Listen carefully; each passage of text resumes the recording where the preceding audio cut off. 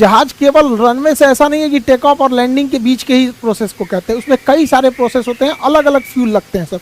जैसे कोई जहाज यहाँ खड़ा है, तो जहाज जब यहाँ खड़ा है तो इसको अगर टेक ऑफ करना है तो इसको एक मशीन लगेगी पुश बैक, जो इसे पीछे ढकेल देगी यहाँ पर, क्योंकि जहाज अपने इंजन से पीछे जा सकता है लेकिन जाता नहीं है क्योंकि उसे इंजन पे गलत इफेक्ट पड़ता है। उसके बाद से ये टैक्सी वे पे जाएगा, पीला पट्टी टैक्सी वे की होती है, फिर टैक्सी वे से होते हुए अब ये रनवे पर जाएगा।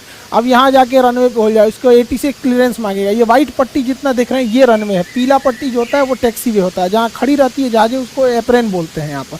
आज मेंटेनेंस में जाती है तब वो हैंगर में जाती है, अदरवाइज में एप्रेन या फिर रैंप पे होती है यहाँ पे। अब यहाँ से वो टेक ऑफ कर जाएगा। तो इस दौरान जो ये पुशबैक हुआ था और ये गया था, तो इसे हम कहते हैं टैक्सी।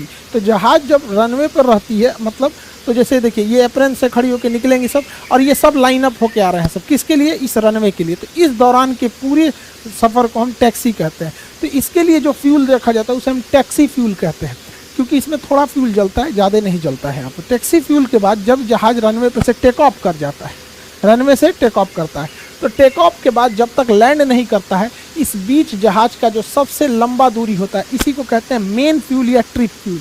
जहाज का मेन फ्यूल को ही ट्रिप फ्यूल कहते हैं। ये टेक ऑफ से लेके लैंडिंग तक का होता है।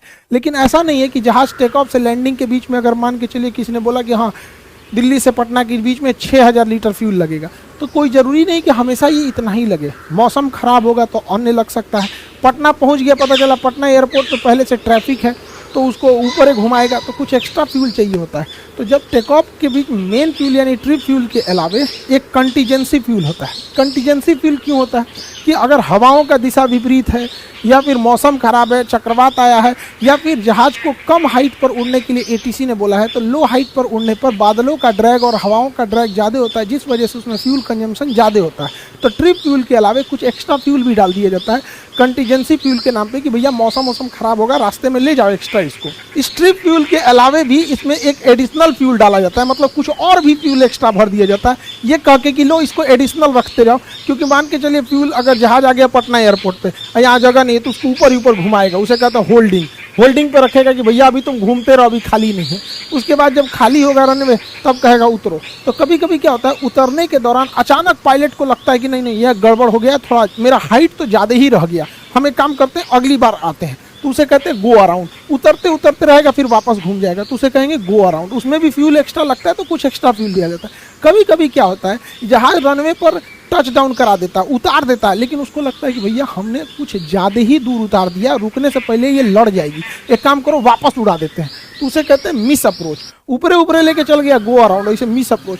तो इसमें भी फ्यूल लगती है, तो कुछ एक्स्ट्रा फ्यूल और भर दिया जाता है उसमें, उसे हम कहते हैं एडिशनल फ्यूल। सब एक ही टैंक में जाता है लेकिन कर दिया जाता है। जैसे आप लोग घर से पैसा नहीं लेके आते हैं कि लो वो ये स्कूल का फीस रख लो, ये पॉकेट खर्च रख लो, ये कुछ और पैसा रख लो, बीमार पड़ जाओगे, तो ऐसे ऐसे करके आपको पैसे दिए जाते हैं ना, तो कुछ एक्स्ट्रा भी दे दिया जाता है। वैसे ही हो गया एडिशनल फ्यूल। इस एडिशनल फ्यूल के अलावे इसमें अल्टरनेट फ्यूल भी रखा जाता है, कुछ और फ्यूल दे दिया जाता है। अल्टरनेट फ्यूल क्यों दिया जाता है कि जब कभी भी एयरपोर्ट पे जाते हैं तो हो सकता है कि उस वेद वहाँ इतना हैवी ट्रैफिक हो कि वहाँ आपको उतरने के लिए परमिशन ही नहीं दे, कहे कि दूसरे शहर में जाके उतर जाइए, या फिर मेंटेनेंस का काम चल रहा हो, एयरपोर्ट ख़राब हो, विजिबिलिटी एकदम कम हो। अक्सर देखेंगे ठंड के मौसम में कि इस एयरपोर्ट पे नहीं, आप दूसरे एयरपोर्ट पे उतरिए, तो दूसरे एयरपोर्ट पे जाने के लिए भी चाहिए ना फ्यूल, कि ऊपरा कहेगा कि भैया हम फ्यूले लेके नहीं आए थे, तो उस एक्स्ट्रा फ्यूल को हम लोग कहते हैं अल्टरनेट फ्यूल। उसमें डाल दिया जाता है कि दूसरे शहर पे भी जाके तुम लैंड कर सकते हो। इन सब के अलावे जहाज को 30 मिनट तक यानी आधे घंटे तक एक्स्ट्रा उड़ने भर का फ्यूल डाल दिया जाता है, जिसे हम लोग कहते हैं रिजर्व फ्यूल। रिजर्व फ्यूल जब भी काम आएगा, जब इमरजेंसी होगी तब। सारा फ्यूल खत्म, अब उसके पास महज आधे घंटे और उड़ान भरने के लिए फ्यूल बचा है, तो ऐसे फ्यूल को हम रिजर्व फ्यूल कहते हैं। ये बहुत रेयर केस में ही इसका यूज किया जाता है। तो जहाज में जितना फ्यूल होता है उस फ्यूल को हम कहते हैं block fuel. Block fuel 6 type के फ्यूल से होता है। इसका कुछ taxi fuel, trip, contingency, additional, alternate and reserve fuel, इन जितना फ्यूल बताए हैं इन सब को जोड़ देंगे तो उसे कहते हैं ब्लॉक फ्यूल। तो जहाज कितने फ्यूल को लेके जाता है? ब्लॉक फ्यूल को, ताकि वो अपने ब्लॉक टाइम पर अपना उड़ान भर सके। अब ब्लॉक टाइम क्या होता है? देखिए, ब्लॉक फ्यूल तो जितना फ्यूल का कंजम्पशन होता है लैंडिंग से लेकर टेक ऑफ से लैंडिंग के बीच में, उसे हम लोग ब्लॉक फ्यूल कहते हैं। ब्लॉक टाइम क्या होता है? जहाज की हर एक स्टेप जितना वो समय बिताया रहता है उसे हम ब्लॉक टाइम कहते हैं। जैसे जहाज अपने रनवे पे यहाँ खड़ा रहेगा, तो खड़ा रहेगा तो उसे पहले एक पुश बैक किया जाएगा तो उसमें कुछ फ्यूल जाएगा, उसे पीछे ढकेल दिया जाएगा ताकि अब वो सीधे जा सके। इसके बाद ये टैक्सी वे पे जाएगा तो फिर टैक्सी वाला फेज आ गया। उसके बाद ये टेक ऑफ करेगा तो टेक ऑफ फेज हो गया। उसके बाद क्लाइम करेगा और ऊपर जाएगा। क्लाइम के बाद आता है अगला स्टेप आता है क्रूज। अब ये सीधा उड़ता है। क्रूज में ही सबसे ज़्यादा टाइम होता है। जहाज़ सबसे ज़्यादा समय अपने क्रूजिंग टाइम देता है।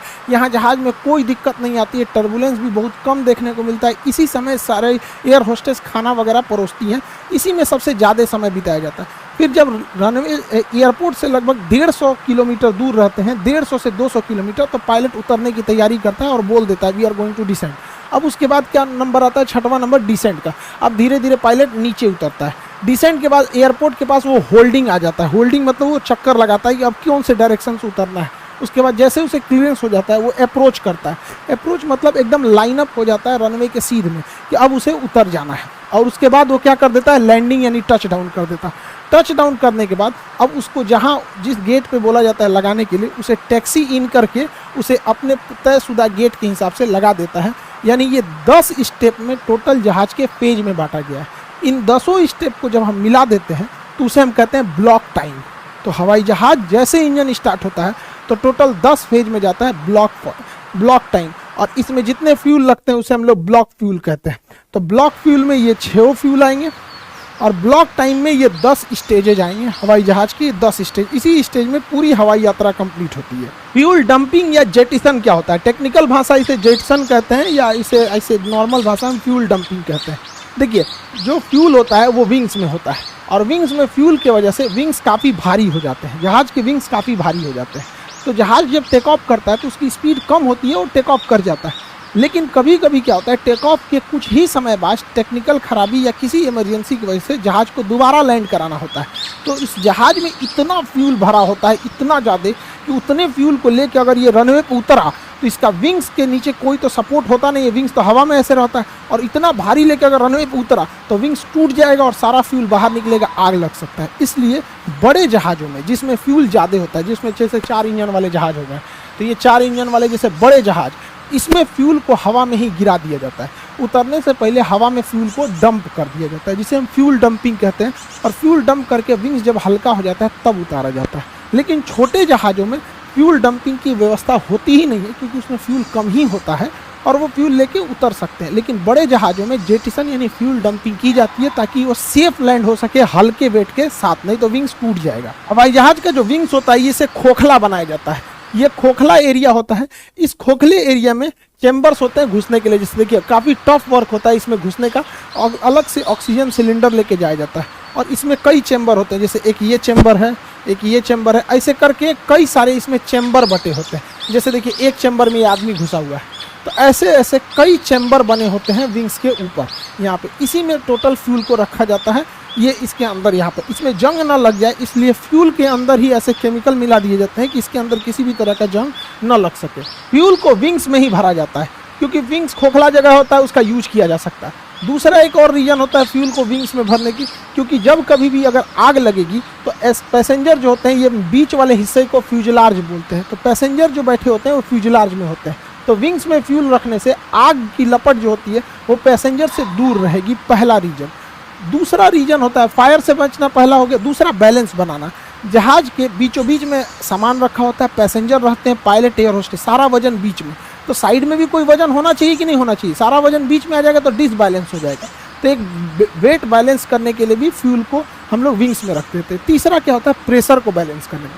फ्यूजलार्ज में ही पूरे आदमी, सारा सामान वगैरह रखा होता है, जिस वजह से इस पर प्रेशर ज़्यादा लगता है। और अगर फ्यूल खोखला रहेगा तो फ्यूल ऐसे मुड़ जाएगा, हवा में ऐसे फ्यूल मुड़ जाएगा। तो हवा में फ्यूल ना मुड़े, इसलिए फ्यूल में जब हम हवा में विंग्स मुड़ जाएगा। विंग्स अगर हवा में मुड़ गया तो इसे सीधा करने के लिए विंग्स में फ्यूल भर देते हैं, जिस वजह से विंग्स ठीक हो जाता है और पूरा प्रेशर मेंटेन रहता है, जिस